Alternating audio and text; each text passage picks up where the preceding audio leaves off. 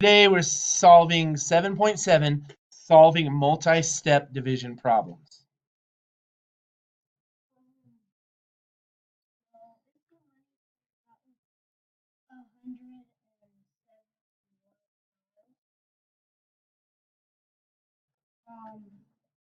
Then you wanna subtract that by $36. Why is that? Because they need to pay 36 to pay for their supplies. Okay, so they made $171. Then they had to buy supplies, so they spent $36. So it's what do they have remainder? What's the difference, right? Does anybody remember what you call that, by the way, from market day in your economics last year? Starts with a P. Profit. Do you guys remember that word? So let's find out what their profit is. So you can't subtract $6 from $1. You have to borrow, and that will be 1, 5, and this will equal 3, and this will be 1. So the profit's $135. Excellent. Then, because there were 3 boys, you have to divide that. I want to stop because this is really important. A lot of people see Josh and 2 of his friends and think 2 people. But it's Josh and 2 of his friends. And I've seen a lot of those problems this year. So we have to have some awareness of exactly how many people or how many ways we're dividing. So you're dividing by, great, but I wouldn't set it up like that. Yeah, okay, so okay, I see what you're doing. Continue.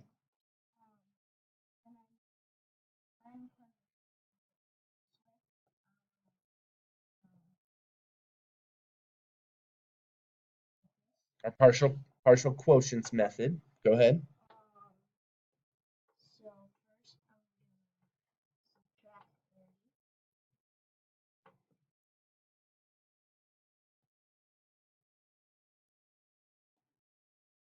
Then I'm gonna subtract 90 Why'd you choose 90?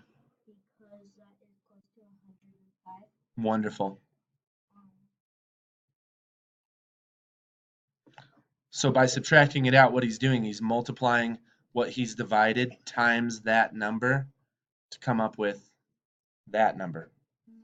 30 times 3 is 90. 10 times 3 is 30. Continue. I'll scoot this down for you.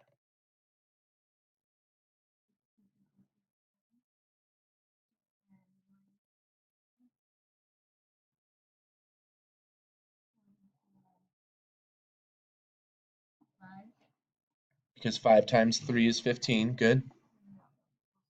Good. So then numbers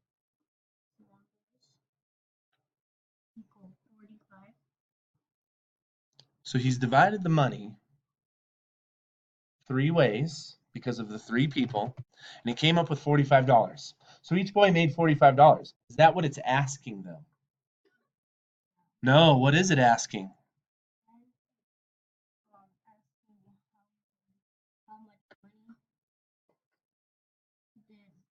did Josh make per hour? Good. And how many hours did he work? 5. So you're going to Divide it by 5. divide by 5. Good.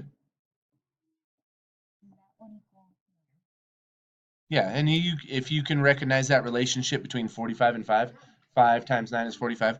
So each boy made $9.